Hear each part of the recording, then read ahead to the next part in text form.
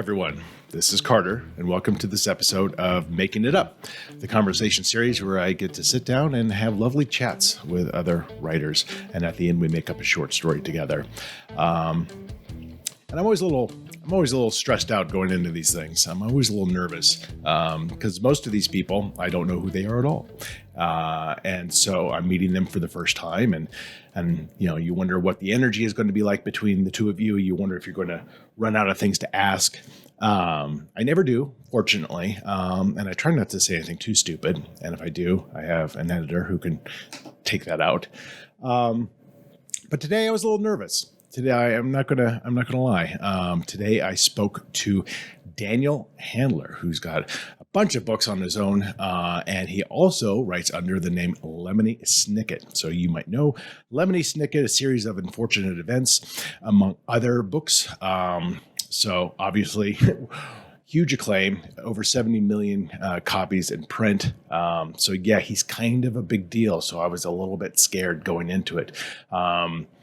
He's got a new book out under Lemony Snicket called Poison for Breakfast, which I am dying to read. It looks fantastic. He's a dark-minded fellow, but not kind of what I expected. I love talking to him. We talked about, Terry Gilliam movies. We talked about, what growing up in San Francisco was like for him, and, the long, slow, steady burn that it was for him to get published and to become a full-time author. So I felt like, I kind of felt like we had some things in common. Certainly not the number of books in print, but maybe some other things.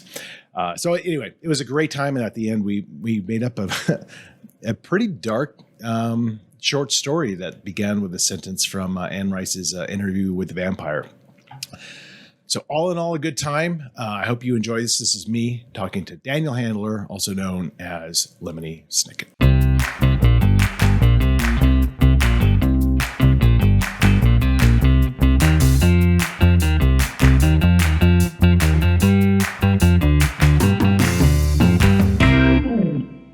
Yeah, hi. Hi. It's such a pleasure to meet you. It's nice to meet you. Sorry, I thought we were already looking at each other. Oh, you were looking at me and my COVID-y face.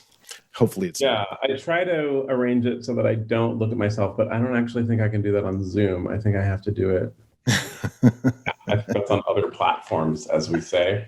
So where are you? Your COVID nervousness. I'm in San Francisco. Oh, beautiful. Yeah, I spent a couple years there, way back in the early 90s when I worked in a hotel in Chinatown for a couple years. Oh, yeah?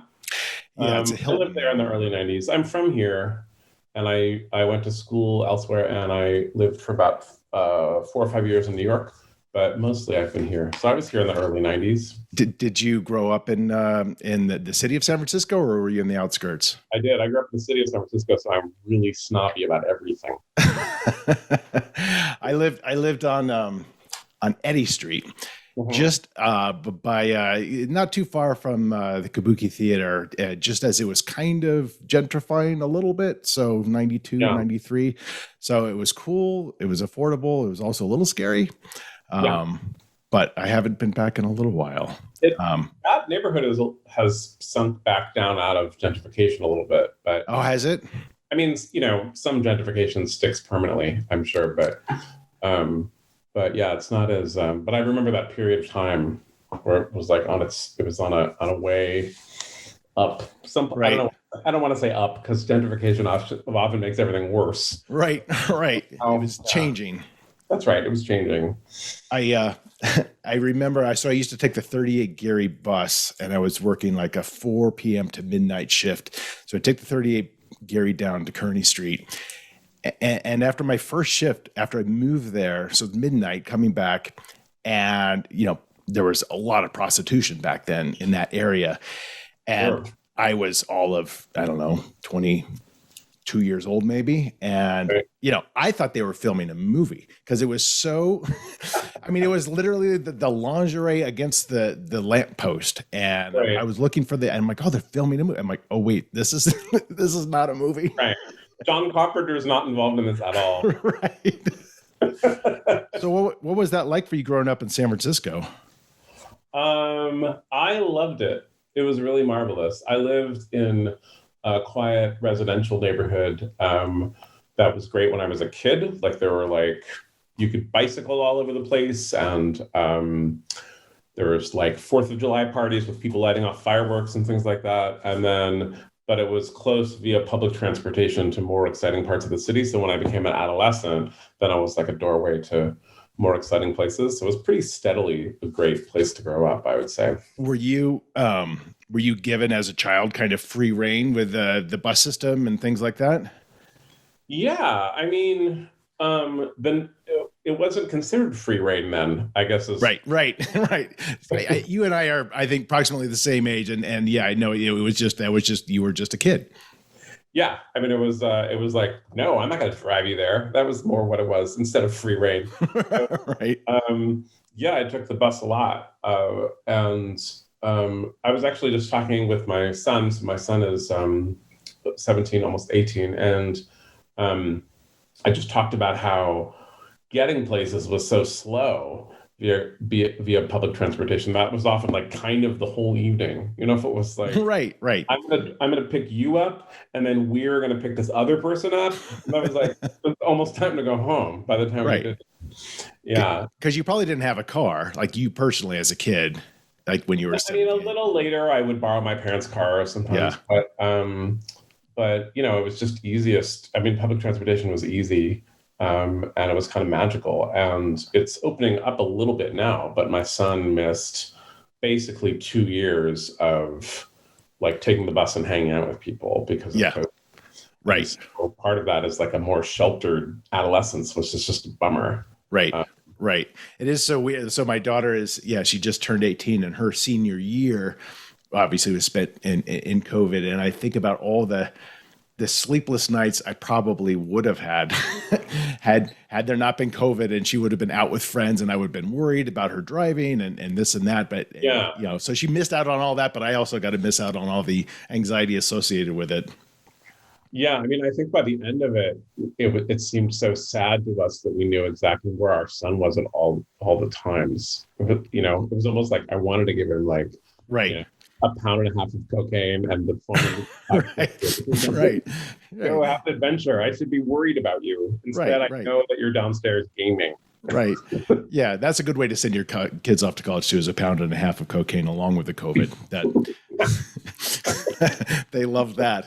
Yeah, particularly if they're gifts from dad. Either one of them. That's a great way to nail it with your roommate. So what did you have siblings? I do. I have a younger sister. We're very close. Okay. So like a couple years apart, or? She was a freshman in high school when I was a senior in high school. So that part was probably not great for her, but we've always been really close. We were hanging out today. We hang out a lot. Oh, so she's still in San Francisco as well. Yeah, we both came back here. I mean, the nice thing about raising your kids somewhere amazing is that everything looks pretty pale in comparison. So, Right. When I left for college, I remember that I had this notion of like, what I like is a medium-sized city, because San Francisco is a medium-sized city. Right. So that must be what I like, a medium-sized city. And then like I spent a summer in Pittsburgh, and I was like, I don't think all these medium-sized cities are the same. No, I Pittsburgh, that's actually funny you say that. That's where I moved to San Francisco from, was Pittsburgh. I worked for a year there and then straight to San Francisco. So yeah, although Pittsburgh was nicer than I was kind of expecting it to be. But I think Pittsburgh has its charms for sure, but it isn't like an incredibly diverse, leftist, sexually open, naturally beautiful city full of everyone that I have already known since childhood. So, right. And it's so self-contained. It's just, there it is. That's San Francisco. And it's just kind of, it is a wonderful city if you can afford it. I think that's probably the biggest complaint, obviously, is that's pretty tough there. I mean, it's the biggest complaint of people who can't afford it is that, if you can afford it here, you still watch so many people leave and so many things collapse under the weight of the kind of financial juggernaut that is happening. So yeah, absolutely. Mm-hmm. So you went to, so were you, as you're growing up and riding the bus everywhere and picking up friends, are you Are you just a naturally creative kid? Are you reading books? Are you curious? Yeah, I wanted to be a writer from a very, very young age. And I was, I always had a book with me for sure on the bus. Um, I often did the thing where I would finish a book and then I would realize that I had to take another bus and I would go to a bookstore, to a used bookstore, and I would try to make the direct trade, which no bookseller wants. They don't. Right.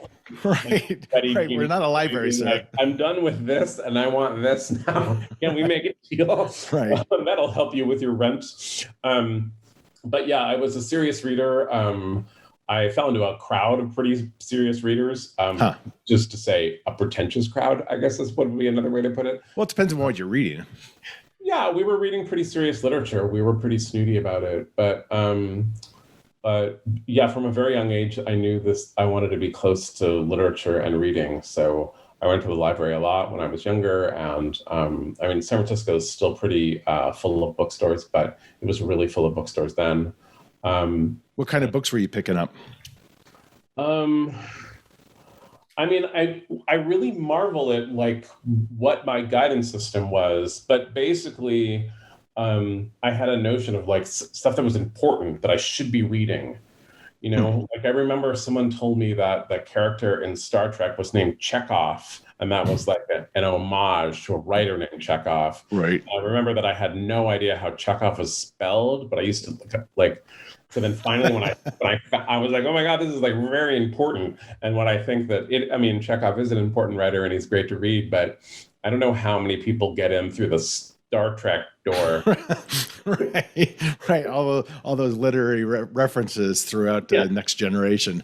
But yeah, I read that. I had a great library, and so I got into P.G. Wodehouse really young, and Baudelaire. When I was 12, I saw a copy of The Flowers of Evil, which I'm sure I thought was like a horror novel. Right. And I brought it home, and it's not a horror novel for those not yet tuned in to French poetry of the previous century, but it was so crazy and wild and sexy, and that was all really appealing to me. So. Yeah. So you gravitated towards things that maybe you weren't even totally understanding, but knew that maybe you weren't supposed to be totally understanding. Yeah, well, they were very alluring, right? And people talked about them. If someone was like, "Oh, Baudelaire," and then I was like, "Oh, there must be some juicy part. I better read these 100 pages of like symbolic poetry to try to find like one little thing." But I went to City Lights Books a lot, which is obviously an institution. But, I think they kind of pride themselves on tilting young people towards subversive literature. So I'm sure I got some help there. It's interesting because you have such a dark and dark sense of humor, which I think is such an inherent trait. I don't think that's something. It seems to me almost you'd also enjoy Monty Python and reading those reading those scripts. I did like Monty Python for sure, but I liked more deadpan things. When I was 14, I think I saw Stranger Than Paradise, the first. I guess it's the second Jim Jarmusch movie, but. And so the first I saw, and I thought that was really amazing, like a really amazing kind of stasis. And I liked that it didn't really tell you when it was funny. It just let you figure out if you should be laughing or not. Right. And that was the kind of thing I liked more. So I did like Monty Python. That used to be on PBS late at night.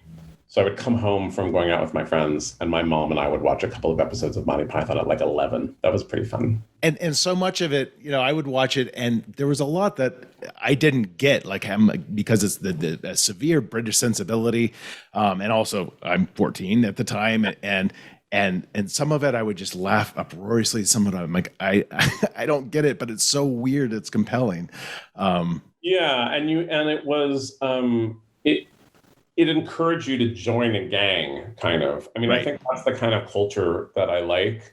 And Monty Python is definitely an example where it's like, if you don't get that the Ministry of Silly Walks is kind of making fun of government bureaucracy, which you don't have to get, but you understand that it isn't just someone walking funny, it's making fun of something in some Right. way.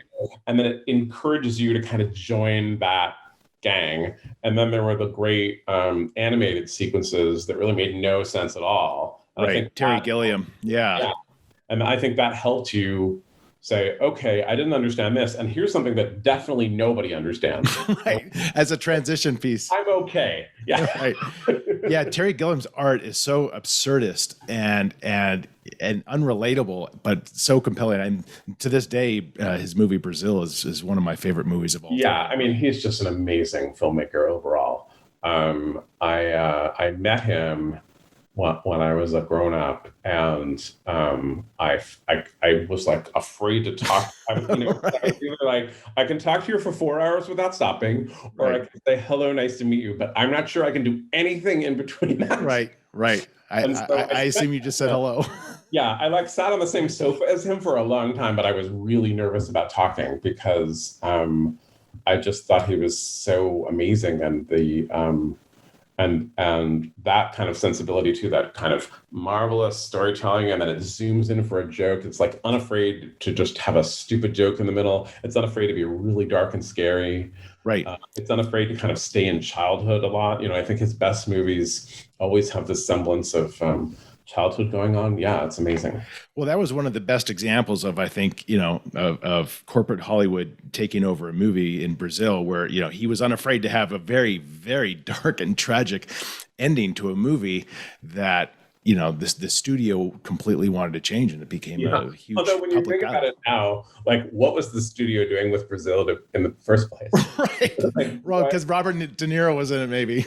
Yeah, I guess. Yeah, I mean, I think it was a really magical time for filmmaking too. And I think, I mean, the bad news is that I think it was so hard to get different films made, and certainly there was a certain kind of people who were way more welcome in Hollywood than others, and it was a crummy time in terms of that. It did mean that there was a lot of. You felt like there was a bona fide underground culture that you could have access to. Right. Now there's like an unending number of movies. I've lost track of the number of times that I've read a book or seen a graphic novel or something and said, oh, this should be a TV show. And someone says, like, yeah, they're on season 4 right now, man. They're doing it already. Right. And at the time, all those movies, and San Francisco had great art house theaters, so you could see them 5 and 6 times. They'd come back twice a year. Wings of Desire, The Brother from Another Planet, right? All the Terry Gilliam and Jim Jarmusch stuff, Sid and Nancy, right? All that was in the same category. Right. It's weird. It's not mainstream. You're not going to understand it. Right. Naked Lunch. Yeah, exactly. Like, there's going to be weird violence. Right. Yeah, everything about it was great. So how did you said you knew you wanted to be a writer. Did that manifest itself into an actual action plan, or that was just, oh, I'll study English in college, or did you actually look into like, well, what is being a writer look like as a real job? I had a really good mentor in college. So when I got to college, there was a famous writer who taught where I was, and I went to get in her class. You needed to be interviewed, and she was really mean to me. The best ones always are. Yeah. Remember she said, I remember she said, you have to bring your credentials. And I was like, well, here are some poems that were published in my high school literary magazine, And she was like, these are not good credentials at all, which, looking back on it, like, I was 18. I don't know what she expected. Right, exactly. Like, oh, here's my Pulitzer Prize, by the way. And so, and she said, so for the first class, we're going to memorize poems. I'm going to give you a poem to memorize, and then we're all going to meet in a field, and we're going to recite them. And I remember that I was like a cult. Yeah, and it made me nervous. I felt like it was my first day of like medical school, and I fainted at the sight of blood. I was like, oh, right, I don't want this. I don't want to do this. I want to be a writer.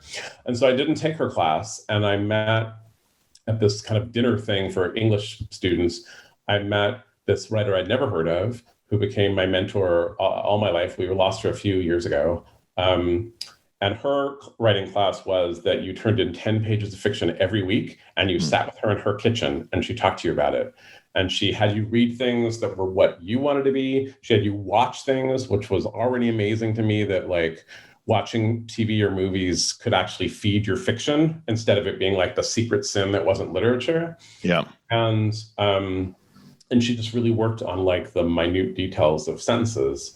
And that was a really great education in being a writer, because she kept saying, if you don't like doing this, you're not going to like being a writer. Like the image of being a writer is great, but like doing it, if you don't like doing it, you're going to have a miserable time. Right. And I still meet writers to this day, like established writers, who I think, I wish that they'd thought out whether they actually like the writing part. Right. Right. Yeah. Because a lot of people don't. Pontificating part. Right? It's fun to say you're a writer. Yeah. Right. They like I don't have to go to the office today, but they don't like writing. So I think I think had I been self-directed, I would have had as lofty fantasies as anyone else. But Kit Reed was a good mentor for me. But don't you think as a writer, kind of inherently you either have that passion for it or you don't, whether or not you're kind of told that or taught that, when you're sitting down and you just kind of get swept into, because there's days that suck too, right? There's days that it's like data entry and I've got to get these words done and it's not fun at all. And I think that's the hard part of being a writer, is the consistency of it. But then the days where you're kind of swept into it and you're alone and you're in this little bubble, I mean, I think if you don't have that, then I don't know how you can make it. I mean, I think that's true, but I think when you're young, you don't know if you have it or not. Well, that's true. You're busy being a student. You don't really have that time. You might participate in something, slam poetry or a little contest here or something like that. You might get to kind of flex your creative muscles every so often, but you don't get to do it all the time. And for an undergraduate, like 10 pages a week. I was about to say, yeah. If you have to be able to do that. Yeah. Yeah. You couldn't write that the night before. You had to do it. Right. Yeah. And so what was that? Were those like just independent short stories? Was it just, flash fiction? Stories. One of them turned into like kind of a novella. And then I tried to write a novel. I did write a novel, but I knew it wasn't good. And Kit really worked with me, and she kept saying, a lot of people when they're learning how to write a novel will write a whole novel that they throw out because they're just learning how to do it. And she was being as gentle as she could. Like I kept thinking, those just giving you a heads up. Yeah. But I was like, those poor suckers who like have to throw away the novel. That won't happen to me, which of course it did. 3 for me. But I mean, it did mean that I had, a few hundred pages under my belt by the time I was like 22. Right. And I just think numerically, this is something I think that like Malcolm Gladwell has said about a lot of things. But like numerically as a writer, it's like you have to write a certain number of terrible pages before you're writing anything good. And so you might as well start them right away. Right. And you're building a muscle too. And I think the muscle part, after a series of time, I don't outline. So that's always a challenge for me. But once I know what I'm writing, now the muscle kicks in, where I'm like, the actual writing is easy. Whereas when I started, it was every sentence was, a trench warfare trying to get through. I don't know if that was the same for you. Well, for sure. I think there's this, what's hard is that it's not as good as you want it to be, particularly when you're starting out. It never is kind of. Right. But I think really when you're starting, you feel that distance, and it's really depressing. And particularly, I think when you're kind of young and arrogant, when you're like, all those books suck, and there's only like 10 good books, right? And then you're like, and I am definitely not writing the 11th right now. But that self-awareness is important. Yeah, it's just tough. Yeah, right. I think it's really tough. Right. And that, so that was definitely hard, but I also really, really liked it. I had a series of miserable jobs, and by far the best part of my day was like those, I got to go home in the afternoons. One of my jobs started in the afternoon, so I had the mornings, and I would just sit and write whatever I wanted. And that felt really, really powerful. That was really powerful to me. So you graduate college and you work a series of miserable jobs, but what's the thought process that you're going to write a novel and that's going to be your first stab at getting published, or short stories, or what were you thinking? Yeah, a novel for sure. Yeah. So Yeah, so I just got cracking, kind of. I mean, I mean, this mentor, Kit Reed, was really good to me after college. She would still read drafts. I mean, when I think That's about the fact fantastic. that reading like 10 pages of 9 or 10 students, stuff every week. And that's still when her old student called her, was like, I have 200 pages and I'm scared and I don't know what I'm doing. And she was like, sure, send it to me. Yeah, that's a huge commitment. Yeah, she was really good. And so I mean, she helped me see things, and she was really good at teaching me how to read like a writer, basically, to say, you're trying to do something here that I've seen in another book, read this other book, but don't just read it. Look at find the part that you like best, find the part that's moving the way you want it to move, and take a look at that. And that was a real gift. And that when I teach, I don't teach that often, but when I teach or when I'm trying to help another writer, I like to say, okay, tell me what you're trying to do. And invariably, they're like, I know it sounds corny, but the very end of this Cormac McCarthy book is like, oh, if I could do that. And I say, like, oh, you need to read that like 20 times with a pen in your hand. Right. You need to really, really look, how does he do it? Right. Is it dialogue? Is it description? Do you have a bunch of long sentences and then one short one? What is the structure of that? And so I spent a lot of time doing that. I spent a lot of time like looking at what I thought were the best things in literature and trying to swallow them. And it's still kind of how I work. I mean, I'm looking around now and I have a pile of books for the book that I'm working on that like I go back to, I tear apart, I'm like trying to figure it out. I mean, and some of those, the best books you kind of never do, really, because I think, and I've said this before, Cormac McCarthy's The Road to me is the high water mark of books. And I go in and analyze, I'm like, why am I so enamored of every single word in this book? And it's hard for me to, and I certainly could never emulate it, but it's hard for me to even describe, how evocative his nonsensical words and his lack of punctuation, how it just works. I mean, I think that's true, but I also think, for me anyway, I'll think of some certain scene. I'll just say like, oh, there's this part there, like there's a great moment in an Alice Munro story that I was just looking at where one character basically accidentally reveals information to another character. It's kind of too long to give everybody the context, but I literally went to that scene. Right. I said, okay, what is it doing there? It's almost like I felt like a cinematographer, right. We're looking over here, then we're looking over here. And I mean, I love The Road, but I actually think there's like a great scene in No Country for Old Men where the sentences are really beautiful, but it's moving really quickly. Mm-hmm. It's really terrifying. They're in this ravine and everybody's like getting them in the dark. And I'm doing the part where I put it away for a year, but I have a draft of like a scary book, and I totally read that scene over and over again to say, oh wow, okay, what's happened? How did he do that? And I don't know if I unlocked it, but I do think that spending time next to it was like a good, powerful way to help.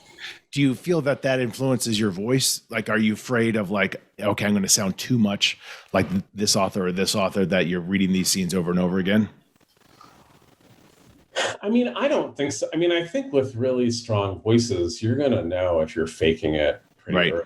I mean, can you imagine if I was like actually trying to fake Cormac McCarthy or Alice Munro for that matter? Right. And so I think you can't do it, but something can sneak in there, even if it's just the rhythm of it or like some word that worked well. And you're like, oh, I'm going to use this word. And then you rewrite it and then it's no longer the word, but in your head, you're like, oh, that's something I stole from here. I think part of it is I had a really good music education too. I was lucky enough to have that, and still friends with musicians. And like musicians are so open about stealing; they're way more open than writers are. If you go to a musician like, oh my god, that like the guitar solo and that is amazing, and they're always just like, oh, it's like I took half from Abbey Road, and there's like an old record, and I put them together. Right. That's interesting. Yeah, I just saw. It went around the internet, so maybe you saw it too, but I saw this little movie of Dave Grohl, and he talked about how all of his drum sounds on Nevermind, he stole from a Gap band. No way. I haven't seen that. And then he does it, and then they super cut it together for you, and it's totally true. That's And so funny. and not only is that amazing, but also I just love that he's so open about it. Right. He's just like, yeah, I did that, and it Right. sounds like white, grunge rage, but it's Right. actually from like this funky 70s, not very white, like music that was being made there. And I think that's like, I love that. And so I think that was also part of what I learned, that like, yeah, if you like something, go and like take it, put it in your thing. Right. Have it influence you. But Yeah. well, I mean, writing is a little bit like if you're lifting passages, people are going to know right away. But I mean, there's nothing, when you hear the drums on those things, you don't think, oh my goodness, someone should sue. You think, oh, I see how the history works. And literature is a long, long tradition. And if you start saying, I'm going to take what I like from Toni Morrison, I'm going to take what I like from Raymond Chandler, I'm going to take what I like from Ursula Le Guin, you're going to get really interesting stuff.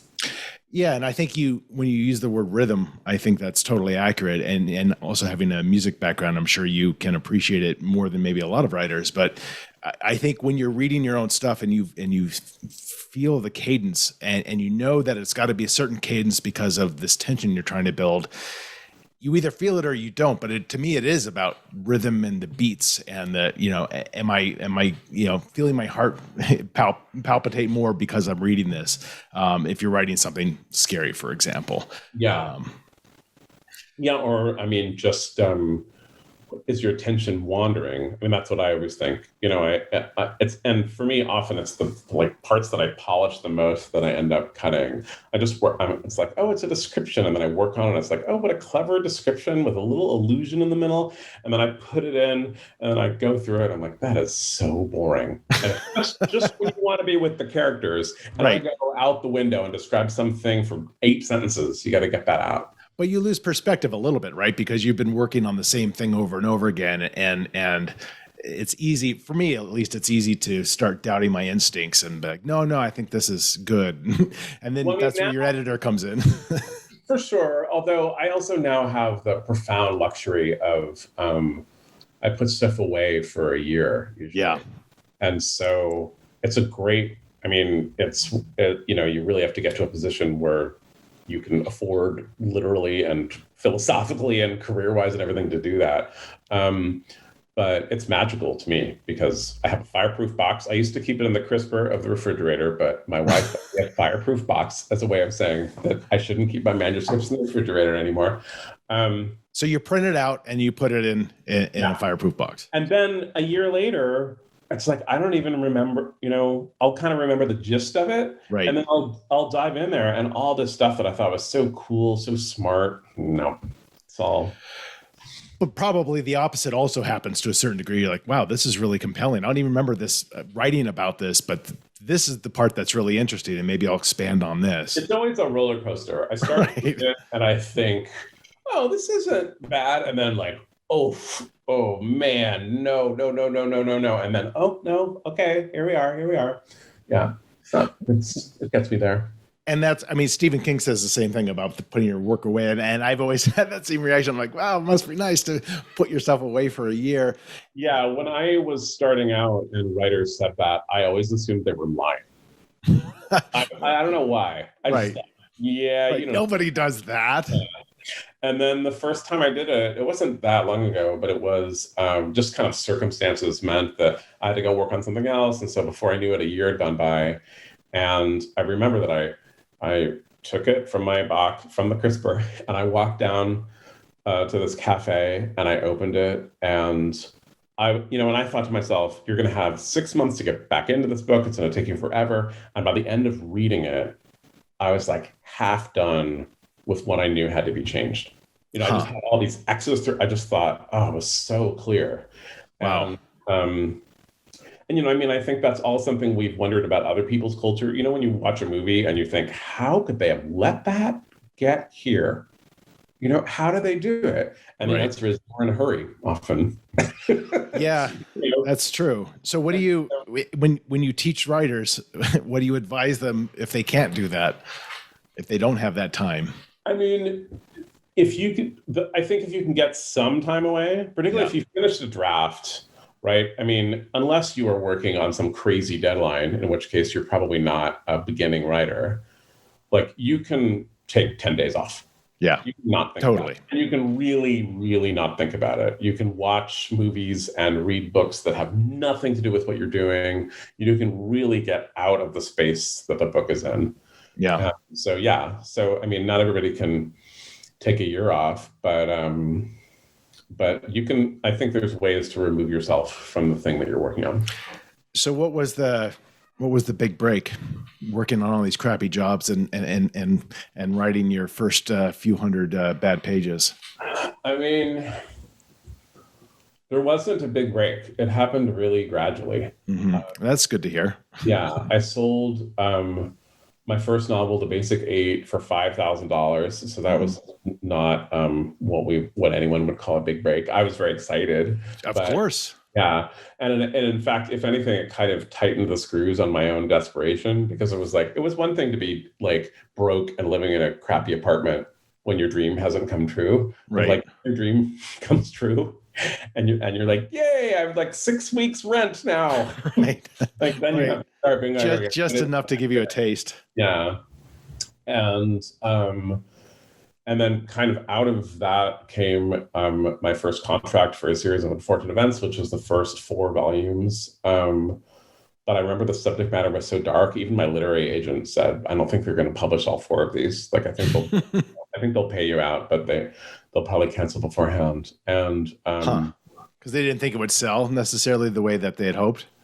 I mean, yeah, I just think it was again for a small amount of money, and I was working with an editor and a designer too, and the illustrator Brett Helquist was new, and they all just kind of left us alone because it wasn't that much risk from the publisher. Right. But no one thought anything in particular would happen, and the first event I went to when the first 2 books were published, the first 2 volumes were published together, and I went to Lansing, Michigan, and I was in one of these like cavernous chain bookstores where they'd set up like, 500,000 seats.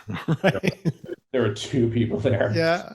And they were both grown-ups, so I didn't know what to do. And I just did whatever I tried to do. And then afterwards they came up to me and they said, we are from the rival bookstore chain, and we hate your books. And we just had to see like what kind of... Oh my God. And that's so aggressive. Yeah, and it was like that was also not a big break. Like, I had to go back to the hotel room and be like, oh my God, they're like, they flew me here and they're paying my hotel room, and like I got 2 people to come, and they're not only not they're haters, book, like making sure the books are not available at the other store. That's so brutal. Yeah. So it slowly began to kind of gain momentum. I started meeting some early readers who were really enthusiastic, and they were kind of my kind of people. I mean, they were often young versions of me, but they were interested in kind of peculiar dark things the way I was. So yeah. I began to believe that there might be enough people in there that would make that okay. Yeah. But it was not, it took a while. It wasn't a big break. There was a slow realization, I think. Well, I think that's good for aspiring writers to hear that, because you do hear about the people with the big early breaks, the first novel sells, and all of a sudden they're writing full time. And that's certainly not the norm. The norm is you write and write and write for years and years, and you make a little bit of money, but you never necessarily quit your day job. But it's great to hear about people who have, achieved excellent success, and to the degree that they can write full time. But it didn't happen overnight, because I think it helps. Yeah. And I always had fantasies about it happening overnight. Right. When I was just starting out, my wife had this really horrible job, and I had this fantasy that like my agent would call me and say like, whatever, you got $1 million. And then my fantasy was that I would get in my car and drive to my wife's office. I'd be like, come on, you're quitting. Like, tell me you're quitting. That was my fantasy. You could see it in a movie-like scene already. Yeah, exactly. And just like knowing that my wife would totally stand up and be like, okay, if you say so, like, right. Yeah, and that did not happen. Do you And I know we got to wrap up here soon, but do you now, knowing that as a kid you had this aspiration, do you look back and have just profound gratitude about, wow, I made this work, and the world worked for me in order for this to all materialize the way that you had probably hoped? Yeah, I mean, I have a lot of gratitude. I think what I have most of all is a real, like a constant sense of bewilderment and disbelief. That's what it feels like to me. That's a great way to go through life, by the way. I think so. That's kind of part of what the new book is about. It's about bewilderment, but it's kind of about this idea that if you are confused, that is actually the closest you're getting to understanding something. If you're confused about the world, you're probably understanding it better than any time that you were sure. Right, because you're at least thinking about it. Yeah, and you're kind of living in the space of how confusing it is to be here, to be alive, and to be here. So it's very, very strange to me that it happened, and particularly because what I wanted to do was so strange and so unlikely. I think because I wanted to be a writer, but I knew a lot of people wanted to be writers, and in some ways it felt like wanting to be Spider-Man. It's like, good for you, but that's not going to happen. Right. Says you. Chances of Spider-Man of becoming Spider-Man low? No, there's zero. That's your chance of being Spider-Man. Right. So the fact that it happened, is very, very strange to me. So it's grateful for sure, but I think the way any kind of real miracle that's happened to you is more confusing. Right. Well, living in a state of confusion is not a bad thing, and I'm looking forward to reading that new book. Well, thank you. If you're up for it, we're going to do a very short storytelling. Yeah, I'm ready. So I've got 3 books picked out. You're going to pick a sentence, and we're just going to alternate sentences back and forth for just a couple minutes. Okay. So I've got just some classics. I've got Interview with a Vampire. A classic. Hitchhiker's Guide to the Galaxy, which is one of my all-time favorite books. Or Slade House by David Mitchell. Oh, this was an unexpected. I think I blurbed that book. Oh, did you? Huh. Oh, I really like that book. I think that's an underrated David Mitchell book. It's an accessible David Mitchell book. Maybe that's why it's underrated. Yeah, rather. I loved it. Yeah, he's a magical author, I think. He came here and I courted him at a bar. I was like, 8 things I like about your book. And he was like, it's nice to meet you. Please get out of my way. He was very kind, but he was... Yeah, right. I'm not your new friend, man. And I was like, okay. Hope Tom Waits shows up, then I can corner him. Okay, so I choose a book. I'm going to one of those. Interview with a Vampire, because I think that's the one I know the least. Okay, and choose a page between 1 and 350. 213. Okay. And then a sentence from 1 through 5. 4. Okay. Oh, all right. The tension mounted in me, the dark around me becoming more and more menacing. I couldn't remember how many windows there were in the room, and now I kicked myself for not remembering. I walked down the corridor and started to count, but the numbers seemed to change every time I lifted my finger to a window. Was it 12? Was it 13? Surely it was 12. Why did this keep happening to me? I wondered. It had happened since she'd gone missing.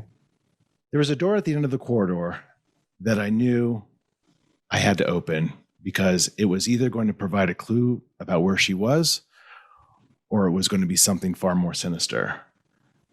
I walked forward towards it. The door seemed to rattle even before I turned the handle. It was either locked or someone was pushing against it. I tried again and again.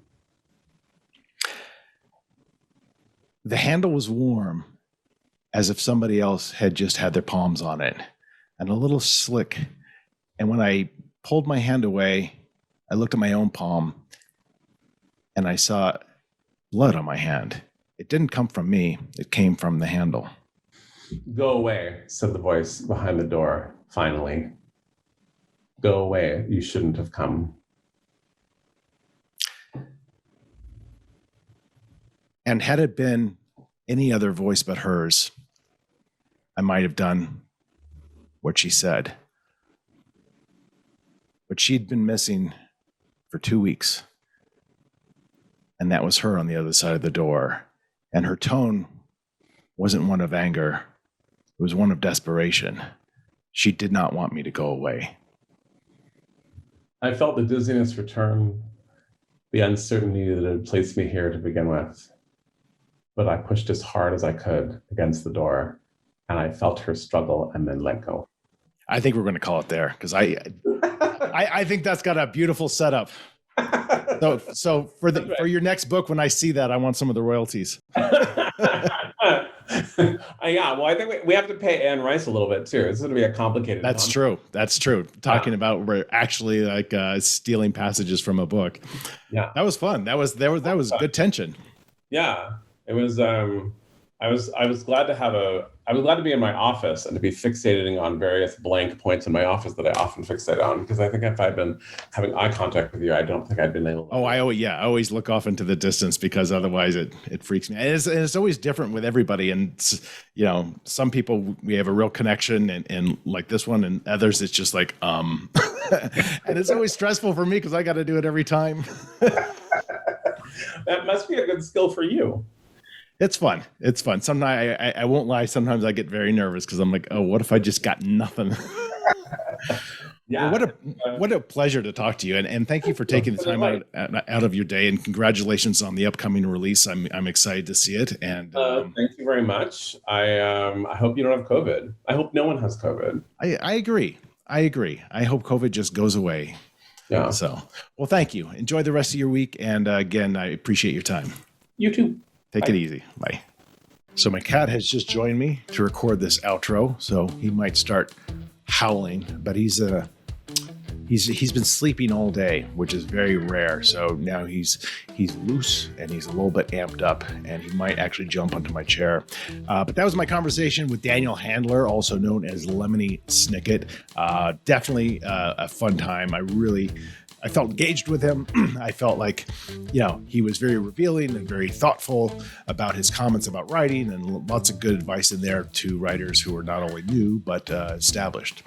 So a trove of information. If you want to know more about him, you can go to lemonysnicket.com. And if you want to know more about me, or subscribe to my newsletter, or read some of my musings, just go to carterwilson.com. That's it for this episode. More episodes out soon.